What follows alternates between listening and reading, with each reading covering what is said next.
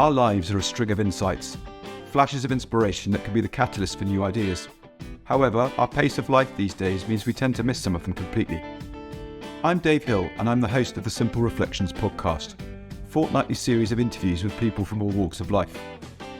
Our conversations are an invitation to reflect on some of the simple insights my guests have had that have gone on to have a profound impact on their lives. So grab a cuppa and a biscuit, join us, slow down for a little while and see what shows up for you.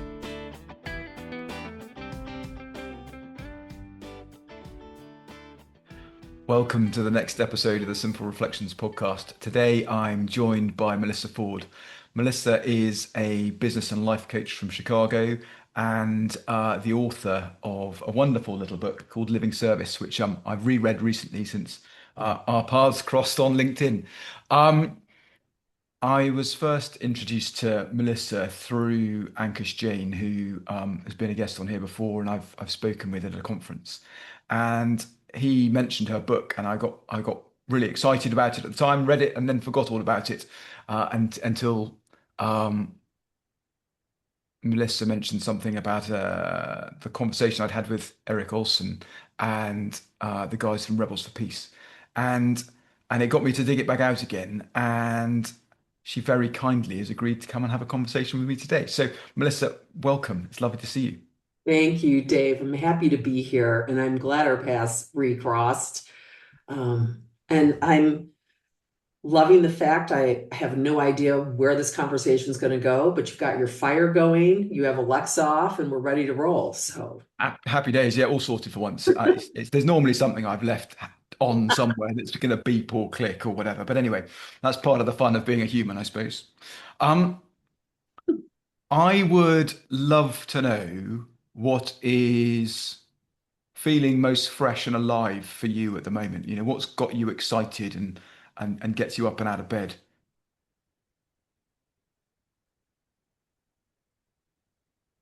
well, there's two things, and they're two pretty big things. So one is really waking up to leadership. And my book was Living Service, The Journey of a Prosperous Coach. And I spent many years getting curious about and digging deeper into service. What does it mean? What's my style of it? How can I make a difference? And seeing that it was about kindness and love. It was about a willingness to say things that maybe I might be uncomfortable saying, but being willing to do so. It was about a journey of not getting things right. It was really a journey of my own heart growing as an individual. And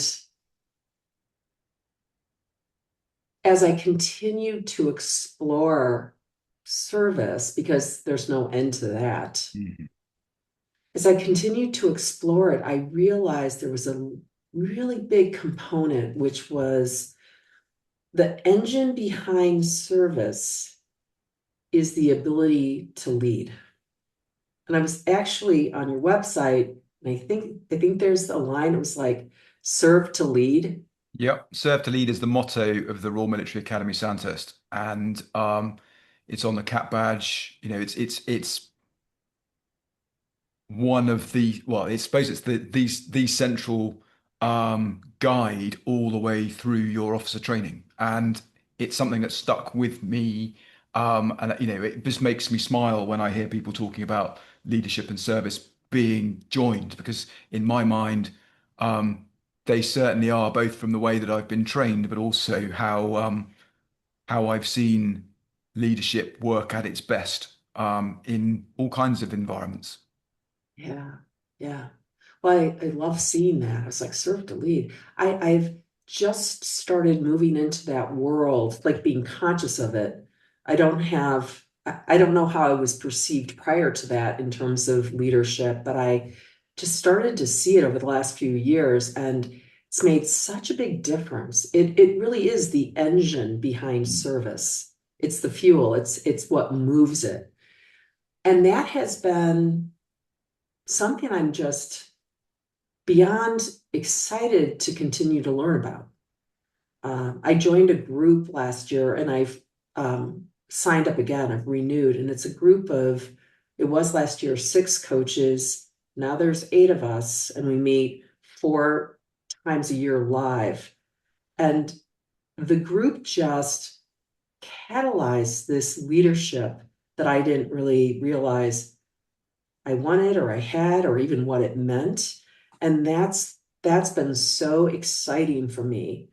And then um I've brought it into my work as a coach. I'm co-leading and co-facilitating a group with another coach. Her name's Lavina Lee, and its focus is on leadership, service and leadership. So that's really big for me. That Mm. lights me up. Um, and the other thing, and it's been going on, I would say, probably for the last 5 or 6 years, is waking up to more of what's really truer, what's more real, getting curious about when there's a level of any level of stress in the system, what's actually going on. And that exploration and that awareness of who and what I am, we all are, started as a result of work that I did with and do with Claire Diamond, who's a coach in the UK. I don't know if you Mhm. know Claire. I know of her. I think I've met online once, but yeah, I know of her. Yeah, she's made a huge impact in my life. Um, so as you can see, I'm a coach who loves getting coached, loves learning. I didn't start out like that, but it's evolved, thank goodness.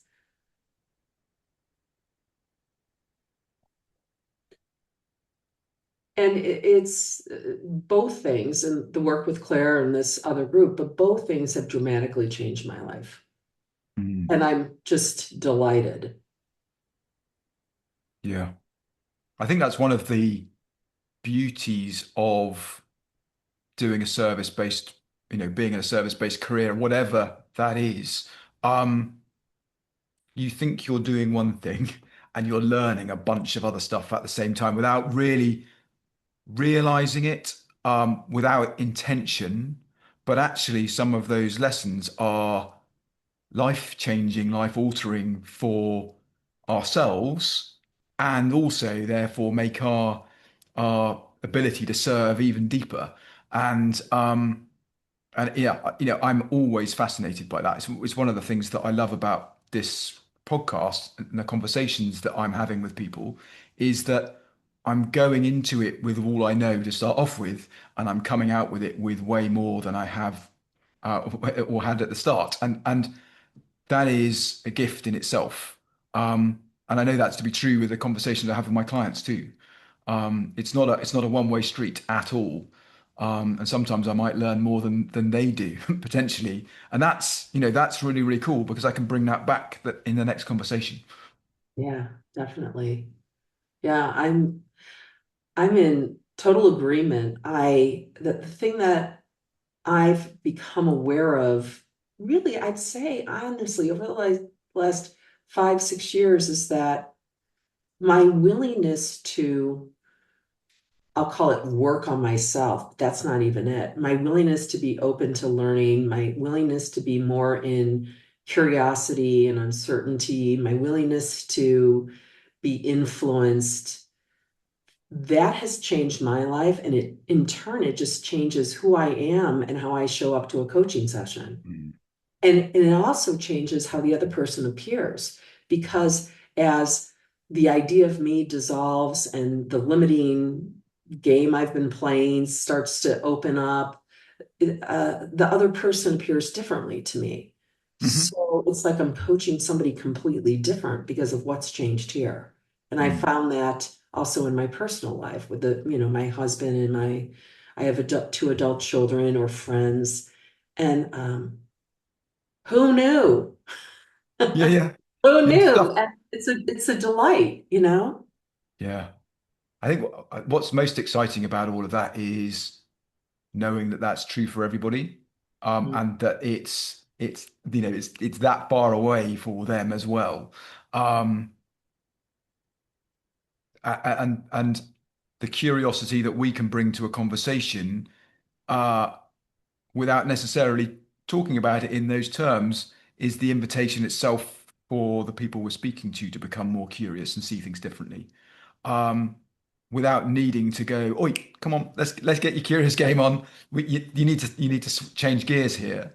Just by living and operating from that space, it invites others into it quietly, and I think that is huge, and it's a gentler way of encouraging change. Yes. I Mm. was just reading something where there was a story about Steve Chandler, who I coached with for a number of years. And he was talking to a coach, and he said, your ability to have an impact rests on your relatability, not how great of a teacher you are. Because people want to know your experience, not your opinion. Mm. I was like, yeah, that's it. So that curiosity is a beautiful field to be in with somebody else because the two of you are together doing it. And that's relatable and that's loving. And there's endless possibility to be seen and just there is a gentleness and a kindness to it. That's transformative, Yeah. not the teaching, not the opinion giving, advice giving. It's the former. Hmm. And it comes from us, it in whatever, however we're showing up in the world, but the example that we um inadvertently are giving off in the way that we show up, um is is things that people pick up on and go, oh, wait a minute, I'm in a relationship here with you that is potentially, a professional paid relationship, let's say, and I'm paying you to help me with this, and you're still being prepared to make mistakes and learn from that in the flow of this conversation. Um, that isn't normally how things operate. We tend to go to experts for their opinion, and it needs to be right. Whereas actually, you know, leadership, as I've been brought up by, is you can only do what you can do with what you've got. And you're probably going to make a mistake on the way through that too. Own it, get on with it, and see where you can go because you're doing it all with the best of intentions. Um, Whether or not you make a mistake, actually, being open about the errors that we stumble over, actually helps everybody else learn in the process. Um, you know, I, Yes. my last job in the army, I commanded 190 people, and I was very aware that I was responsible for everything that we all did. Um, but I wasn't responsible for having all of the bright ideas. I had 190 other brains to help me with that, and um, and quite a lot of them had subject matter expertise in things that I had no lived experience of. I'd read stuff in a pamphlet, I'd learned about it, I'd seen it, but had never done it. Mm. And being in a leadership position and being able to be open with people, going, look, I need your expertise, please come and tell me how you see things, and then I'll make a decision based on that. But that doesn't happen normally. Uh, No, no. Is that something that like you just instinctively knew? Was that something that you had to learn? it Because we was are in societies about authority, they've got the answers, we've got to get it right. I mean, that's how I grew up. How did you get to that place? I'm really curious. a combination of things, I suppose. Quite a lot of quite a lot of the learning that I experienced in my 17 years of soldering was through experience of the people around me, both good and bad. What worked, what didn't. And you may not be sitting there with a notebook taking things in, but you are taking in ideas and going, right, okay, um, I can see what that's about. And you may not even consciously go on and do it, but it just made sense to me. Um, and and I knew that I was daft if I shut off the expertise of those around me. It didn't make sense. We were a team, and I just happened to be the person in the driving seat. Um, but at the same time, I suppose it's a slightly weird system in the military because you might not be around for the duration of whatever it is that you're doing, and you need to make sure that your organization is robust enough to cope with that and for people to just get up and keep going despite the fact you're no longer there for whatever reason. Your vehicle might break down, or there could be a whole load of really gentle reasons why you're not there, and also some fairly catastrophic ones. Um, but you want an organization that is living and breathing and self-healing in a way to be able to cope with all kinds of things. Um, and therefore, having single points of failure in the command system doesn't make any sense. And No. I suppose, it's something that we don't, as soldiers, we don't necessarily think that we're doing, um, uh, but actually is built throughout the whole structure, I suppose, but not necessarily written down. Yeah, I love everything you've said. It's really, that's really being a team. I mean, Mhm. what's good for the whole, whatever that is, we're going to do it. Yeah. Yeah. Hmm. And rolling your sleeves up and getting on with stuff that's not necessarily your role because it speeds everything up for everybody else. So there's a time and a place of right. I'm just going to get stuck into this at the moment because as soon as we've got that done, everybody can just relax. Or I'm really sorry I can't do that at the moment. I've got other stuff to go and get on with. Or um, something a really difficult lesson to learn right at the beginning of my time, I suppose. Um, I was working really, really hard on exercise in Canada, and my platoon sergeant, who was, he was the experienced person in the platoon, probably 8, 10 years older than me, been in the army for 14 or so years, I suppose. And I was freshly in, but in theory, in charge of everything. Um, and he sat me down one morning and said, "Boss, you're failing us." I said, "Pardon?" Because I'm trying really hard. I'm doing all these things. Yes, you are. You're doing too much. You're not looking after yourself though. And he said, "You need to eat and sleep properly. You can't be everything to everybody because you're going to let us down when we need you the most. And we need your brain working." And that was amazing advice to get. Something I still haven't fully learned. I keep getting bitten by things as I go, but it always takes me back to that moment in Canada and that amazing leadership I got from a member of my team. Yeah, those moments, they're the best. They might sting a little bit sometimes, but they're so good. They're and something in that moment shifts at such a subconscious level. Like you just feel the foundation is shift, and Mhm. there's a knowing about the truth of it and the value of it and the importance of operating from that, staying aware of it. Yeah. Yeah, it's cool because everybody's got moments like that in their life, and I think one of the things that I look for with my clients is when they are stuck in something and almost trying to build bridges back out to their experience that they've had already of where things have changed, and that they've been down that path before. And what did that feel like at the time? Before the change And after it, how was that thing? Well, it felt a little bit like it does now. Oh, interesting. Interesting, that, isn't it? And what happened when it changed? Well, it all felt fine. Cool. So do you think change is possible here too? No. Okay, fine. Right, let's have another go. Let's try and reorientate ourselves to that.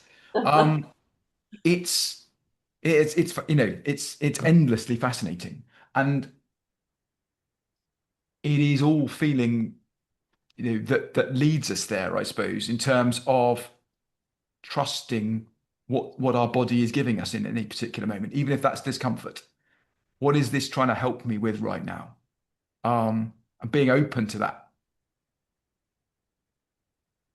So I'm going to take just a detour here, Mm, please do. but it's on what you've said. So I don't know how many years ago, maybe 10 years ago, I did a program with Dick and Bettinger, and it was called Change the World. And I had to fly out to Laconner, Washington 3 times over 9 months. I convinced a girlfriend of mine to do it, which was great. We had the best time together. And we're in this group, there's 12 of us, and we're meeting in Dickin and Cozy's house, his wife. Mhm. And I hadn't really been exposed to the three principles world. The reason I had ventured there is because my coach, Steve Chandler, one thing I love about this guy is he's always on the learning curve. Always, always, always. And I'd be like, what are you up to? And he would tell me, what are the three principles? What is that? Or non-dual or whatever he was pursuing in the moment. That was one reason why I continued to hire him as my coach, because his work was always fresh, Mhm. because he was always learning. So I find out about Dickin. I sign up for this program. I don't know if it was the first or the second time we were up there, but Dickin was doing what Dickin does and telling stories. And I'm sitting there and I have no idea truly what the heck he's talking about. I don't know what's going on. But, he's a good guy. His wife's amazing. These people are friendly. And I started noticing, talk about information in the body. I started noticing I kept yawning. Mhm. I kept yawning. Now, this is early in the morning. I've slept. I've also caffeinated, and I'm yawning. And one of the things Dickens said to us was, "I'm going to give you some breaks and you can walk around this area. And the Pacific Northwest is gorgeous where they live, and come back. But I want you to know I'm here and Cozy's here and you can ask any questions at any time." And we're in their home, which is lovely. So I'm getting curious about this yawning, because it wasn't exhaustion yawning. It was just this yawning. And I came back in about 10 minutes before the next section was going to start, and I saw nobody had cornered Dickens. So I went over there and I said, "Dickens, this is the strangest thing." And I explained what was going on. And he just gets this big smile on his face. And he says to me, "Don't worry about it. It's just evidence how much the soul loves the truth." And he said it. I'm like, I want to yawn right now. And I'm like, that's it. I don't know what I'm hearing that's true, but it's hitting at this level. So there's so many different moments of learning, Mm, and that was a big one. that's cool. Have that body-wide experience. Somebody name it correctly. I mean, like, yeah, I don't know what's changing, but let's get on with the next part. Mm, yeah. I can imagine him saying that too, with a little twinkle in his eye. Of course. Yeah. Mm, And that's another thing too, curiosity is a space to learn in. Uh, Another beautiful one is love. So that experience with the twinkle in the eye, mhm. Dickens' total love. My experience of Claire Diamond is the same. There's just this almost as if, is this real? And it is. It's not a persona. It's not, um, yeah, it's not an act. It's not, it's turned on for this and turned off for that. And that space just draws you in, Mm. just draws you in. I Because think sorry. no, I was just gonna say, because it's a wonderful space to be in, unconditional love. And in that space, you're gonna find something, you're gonna see something. You're just touched by the space. Mhm. It's one of those things that comes back from us learning from experience. And when we are in those environments where we see that and we realize, whether we can name it or not, we realize there's something different about this. Um, it opens up our minds to seeing things in a different way, which shifts our own the way that we show up as well. And yeah, it's one of the again, it's one of the reasons why I love having conversations with new people because that's the boundary of my current world of knowledge and me learning something new. I'm always excited for that. Um, yeah. Yeah. Yeah. My experience in those spaces, it's unconsciously and consciously, but unconsciously more. There's the ability of the whole brain body system to drop its armor and protection Mm, that gets carried around. We don't even know it's there. I talked earlier about the stress, it's there. And when you're in that space of love, I mean, I think about Dickon and I don't know what's going on. And at moments am feeling like I just want to scream, what is being said? What are we doing here? That was the experience. And then to have him in that space say that to me, it's like, okay, I don't have to fight for an insight. I just yawned my way into one. But yeah, it allows this relaxation, this softening of protection. mm. Yeah. And makes more of us available. If you think of it's a little bit like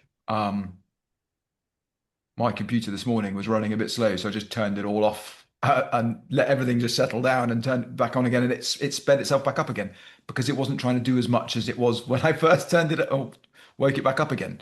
The same is true for us. If we're consciously or unconsciously putting the armor on, and trying to second guess everything, there is less bandwidth for us to be curious, be able to navigate what's going on in the moment. Um, it all seems like necessary stuff to be doing, and it's serving a purpose. It's keeping us safe in a way, but it's also keeping us small. Um, Whereas if we can own where we are and what we know, and that there's still space to grow, um, we're then on the hunt for that. Look, that's where we're going to get the juice from, isn't necessarily from stuff we already have seen. We may unconsciously know it, and when we see it, it'll feel like an old friend, but it'll feel exciting when it shows up, and it will be gentle when it shows up.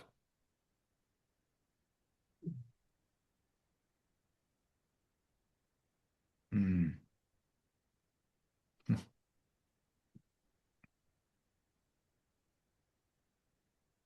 When I was rereading Living Service, something that I was reminded of in there was the honest, open, and willing, the how bit, and it was just such a wonderful way of looking at how we are individually, but also an invitation for the people that we're having conversations with to see whether they are in that space or not, and how to help them get there. Um, I'd be really interested to hear what your thoughts on that are now, a number of years after writing the book, and whether that's still um, fairly central in what you're up to, and how you navigate your relationships with your clients. Yeah. It's very central in how I work with clients, but it's become more integrated, so I'm not so much aware of it. Hmm. I I remember when I first started coaching, um, and I would meet some clients and they were really challenging to coach. They were very committed to their stories. By the way, everything I'm saying about them, that's about me as well. Very Hmm. committed to their stories, uh, knew exactly what was right and what was wrong. Uh, the stories were very, of course, they're very victim oriented because that's why there's so much suffering going on for the individual. And I just felt like, how do I help this person? What do I do? And I was taking more than 100% responsibility for the outcome. I just thought, well, they hired me, so I've got to prove something, I've got to do something. And it was not fun. And I started to pay attention to my own transformation by being coached. And I realized that my coach was an expert at not only getting me to relax, but also an expert at teaching me in a very indirect way how to become more coachable, Hmm. which was super cool. And then I realized a big part of my job is to help somebody become more coachable because it's a practice. Hmm. It isn't typically something somebody just rolls up to a coaching engagement and they're super coachable. So I just made it part of my coaching is to slow down and ask questions and ask people what they see might be possible, just like you did with that client. And do they, are they willing to be self-honest? Are they willing to be open? Are they willing to be willing? And just started to get a lay of the land with that individual. And then throughout the coaching, continued to make the request or point something out where they were being very open, acknowledge them for that so that they could see it was actually changing. And then I realized the clients that made a lot of uh, change and deepened more understanding about themselves and what was actually going on, they were the ones who would keep returning to a level of responsibility for what the outcome was. And I realized that's a big part of my job as a coach. Hmm. And I really like it. And in the beginning, and even now still, but especially the first 5, 10 years of my coaching, I would specifically look for people that I found challenging to coach. So instead of like, they're not, I can't coach that person, I would specifically look for people. And then there was a game, there was a challenge. And if they would agree to working together, now I had the opportunity to get better as a coach. And in a way, it came about because I was falling in love with them. And that space and the curiosity about why I was so challenged, it wasn't about them. That was my own development as a coach. And Hmm. those relationships, there were some of those people who worked with me 5+ years. Yeah. So That's cool. I would do that. It would be really fun. It's like this person, they're going to be my favorite client. I don't know how, I don't know when, but yeah, this is going to happen. Yeah, that's cool. I it's get going back to that job in the army. Um, there would be a constant stream of people in and out of my office after things. And sometimes it was like, right, yeah, I've done a ton. People have come in, I've given them something to go away with. I'm knocking it out of the park. And then someone would come in with something that I had no comprehension of how to handle. And we were like, okay, right, well, come in, shut the door, let's sit back and think about this one. And those instances always felt more rewarding than the, all right, I've seen one of these before, have that. Because normally the person that had come into the office left with their own solution that they'd come up with during the conversation. Um, but I felt like I'd actually been of more service, even though I might not have known the answer. Um, and that was always surprising to me at the time. And looking back at what I know now makes perfect sense. Um, and yeah, it's I now if I feel I think I know the answer, then I know I'm in the way for both myself and my client, or my children, whoever it might be that I'm in conversation with, because I know that's just going to get in the way. So good. I'm still learning that. It's fantastic. Really true. Yeah, I know I'm going to be tripping over that forever, but that's fine. It's before it looked like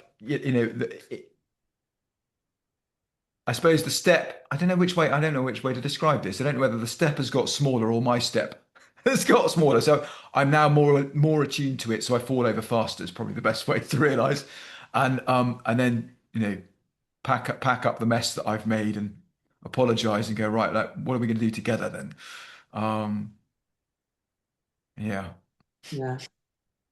I have two adult children, and our oldest, our son, decided in May of last year he was going to move to Colombia, South America.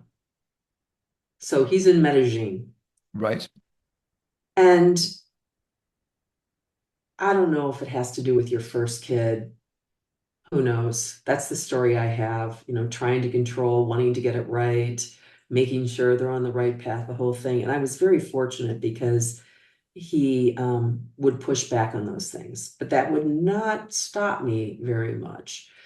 And there was, when he was leaving, there was this awareness of it came in, and it was, why did I ever think that I would know what was right for him? And it wasn't a conceptual thought of, yeah, I need to let go more. It wasn't any of that. It was just, how how do I think I ever know? I don't. And it was fun not initially fun, it was more real and true, but then it's like, let me sit back and watch and learn. And in October last year, I went down to Medellin. I'd never been to South America. I went down there and I stayed with him for a week. I was doing some work, but it was such an amazing experience to watch this very accomplished man running his own business, speaking fluent Spanish in a neighborhood where he had become friends with the woman who owned the cafe and a couple of people who had their dogs. And all I thought was, oh, here's the concrete evidence. I have no idea what is right for anyone. It was so good. It was like, okay, I'm a Yeah. believer. Yeah. So good. Yeah. We can trip ourselves up with making ourselves responsible for everything. And I feel like if we aren't doing those things, then we're letting the side down. Um, my mum is a worrier, and she feels that she's letting us all down if she's not worrying about us. I said, okay, right. Do you think we're aware that you're worrying? And if we were aware, do you think that would be helpful to us? She says, no, no, no, but I feel like I'm doing something, I'm being, I can't physically do anything for you, so at least I can be thinking about things that might go wrong here and I can try and sort that out for myself. It's like, okay, mum, you're getting in the way of your own life, don't you? Well, yes, but I've been doing it this long. I don't think I can change. Okay. Well, you might be able to. Just get see if you can get open to that. Um, hmm, Yeah. Yeah, yeah, I can attest to the fact that with that shift that occurred, when I think about my son, it's not um like I make myself think these thoughts, but what occurs is, oh, I wonder what he's up to. Uh he's so competent. What's the next thing he's done? Oh, he's paragliding. Oh, and there's a calm. hmm, There's a calm, yeah.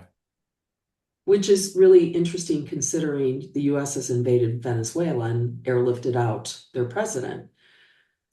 That all aside, Colombia is very close. There, with this, there's still conversation about, what is he doing for safety, etc. But there's just this grounded sense of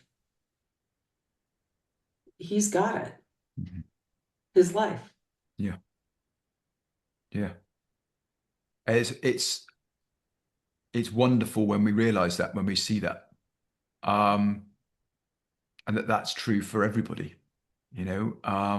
Even if they don't believe it, um, uh, they've got everything that they need ever.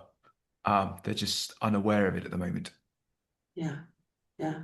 Well, it's like, you're saying to your mom, um, not your exact words, but with this worrying, you're missing your life. Mm, I can tell you that's true. mhm, And without it, you're in it, you're in your life, you're in the joy and the beauty of it. And the other the other person they're quite competent and capable. It's such a different way of living, especially when we get into these roles of parenting. That worry is very commonplace. mhm. Very. Yeah. I loved what you said when you were thinking about what your son was up to, and you used the word wonder, um, because wonder invites us to be curious, Mhm. reminds us that we're using our imagination in that moment, um, uh, and might lead us to ask a question to verify some facts. But I have, I don't think I've come across a time in my life when I haven't been, if I've been wondering and ended up in a, in a bit of a pickle about the subject matter I was trying to think about, it's normally expansive and it's normally leads to other questions. And I know that whenever anybody is curious, the game is on and the opportunity to see things with fresh eyes is there and available. Um, Mhm. Yeah, it's hugely exciting.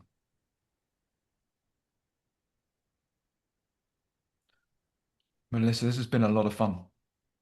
Um, Thank you so much for coming and joining me today. Um, I don't know if you've got anything that you've got coming up in your world at the moment that you'd like to tell people about. We'll put sort of details of how to find you in the show notes, but if there's anything you'd like to plug, please do. Yeah, I would like any coach listening to this to know that this leadership element that I spoke about earlier, that I do have this program. It's a group program, and it's going to be something I'm going to run for the next probably 4 or 5 years, and it's called Service and Leadership Game. Hmm. And it's for coaches who are learning about enrollment, who've got a little bit of that underneath their belt. They're not brand new coaches, but they're on their paths. And I'm co-leading with Lavina Lee. And if they want more information, they can reach out to me. I'm very excited about this program because it's taking all my experience over the years and combining it with Lavina's. And our focus is really on serve to lead. Really is. There we go. Amazing. Sounds awesome. And I'm loving the fact that it's a game because that invites people to have fun, which is what it's all about. It is. It's a big game. It is. It is. Thank you so much for coming and spending some time with me today. It's been lovely chatting. Yeah. Thanks for asking me, Dave. You're very welcome. Take care. Thanks. Thank you for joining us today. If you've enjoyed the conversation, feel free to subscribe and join me and my new guests next time. If you're interested in the work I'm doing, or you think I can be of service to you or your organisation, please email dave@simplicityofmind.co.uk. Remember, see if you can find time to slow down and reflect. Those simple ideas might be worth listening to. Take care, and I hope you can join me in a couple of weeks.